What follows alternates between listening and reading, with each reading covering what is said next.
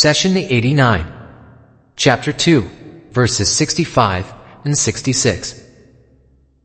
And you had already known about those who transgressed among you concerning the Sabbath, and we said to them, Be apes, despised. Chapter 2, verse 65. Allah gave us commands related to this world and commands related to the hereafter. He does not like us to take any of them lightly, or to pick and choose one over the other. Take the example of the following verses. O you who believe, when the call is made for the prayer on Friday, then move promptly to the remembrance of God, and leave off your trading. This is better for you, if you but knew. Then, when the prayer has ended, disperse in the land, and seek out God's bounty, and remember God often, so that you may prosper. Chapter 62, verses 9 and 10. These verses carry commands relating to this world, and commands relating to the next. Allah does not want you to be so involved in your business and worldly affairs that you are late to or forget prayer. At the same time, He does not want you to spend all your time in the mosque that you ignore your needs and those of your family. Allah wants to bring balance to your life. Both the first command, when the call is made for prayer on Friday, then move promptly to the remembrance of God and leave off your trading. And the second command, when the prayer has ended, disperse in the land and seek out God's bounty, are from our Lord, and we should give them equal importance. 2 days of the week are mentioned in the Quran, Friday and Saturday. Friday, Jummah, is the day of congregational prayer. Its Arabic name is derived from the word congregation. It is also named Jummah because on this day, God gathered all the components of the newly created universe. We gather on this day to celebrate God's favor of creating the universe for humanity.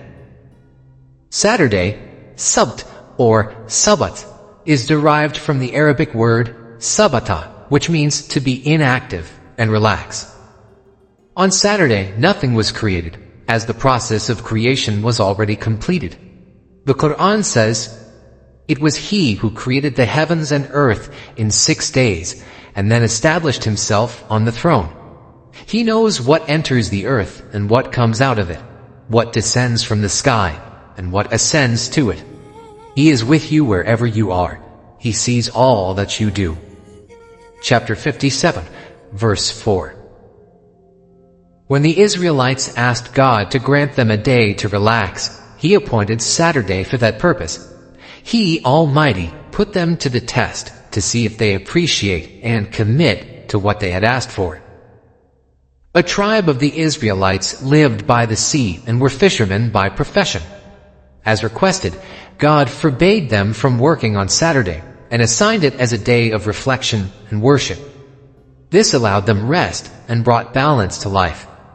However, unlike other days of the week, every Saturday fish would be so abundant and swim so close to the shore that they became visible, splashing all over the water, as the following verse explains. Ask them about the town by the sea, how its people broke the Sabbath when their fish surfaced for them only on that day, never on weekdays. We tested them in this way, because of their disobedience. Chapter 7, verse 163. The Israelites did not see the blessing of rest and reflection. All they saw was the money they were losing by not fishing on Saturday. They came up with a plan. On Fridays, they would dig deep trenches and spread nets in order to trap fish on Saturday. Then on Sunday, they would collect the catch, take it to market, and sell it for a fat profit. While the villagers did not technically fish on Saturday, their actions took God's command lightly and made a mockery of it.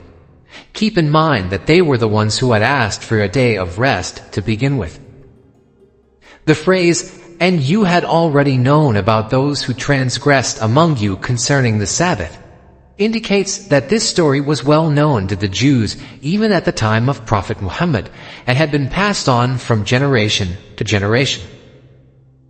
Allah wants to protect you not only from sin, but also from being tempted into sin. He says, "These are the bounds set by God, so do not go near them." Chapter 2, verse 187. Meaning, when something is prohibited, you are supposed to avoid it altogether, even avoid being near where you may be tempted. The Israelites transgressed God's command while pretending to obey Him. They thought they can manage to deceive their Lord. Thus came the punishment at the end of the verse, "Be apes." Bised. A person can only be ordered to do what is within his or her ability. Be apes is a command impossible for any human to perform. Only God can do so. Thus, this command is known as subjugation command. The transformation was for punishment and humiliation. It lasted for a very brief period of time as the transgressors died shortly after. It was a punishment specific and limited to those in this tribe who transgressed. Therefore, they had no ability to reproduce. God says, "Say, should I seek a Lord other than God when He is the Lord of all things? Each soul is responsible for its own actions. No soul will bear the burden of another. You will all return to your Lord in the end, and He will tell you the truth about your differences." Chapter 6, verse 164. If they were able to reproduce, then their offspring would have been burdened with the sins of their parents. This is against God's law in the universe. It is sad to say that some contemporary scholars and those with agendas use such verses to spread hate and injustice, especially at times of political tensions. The fact is, God is narrating these stories to remind us to respect and honor His commands. He says in the very next verse, "And we made it a deterrent punishment for those who were present and those who succeeded, and a lesson for those who fear Allah." Chapter 2, verse 66.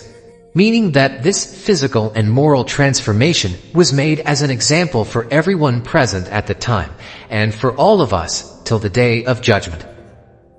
In the field of law, a person is only punished if he or she commits a crime that was clearly prohibited, and has a clear and declared punishment.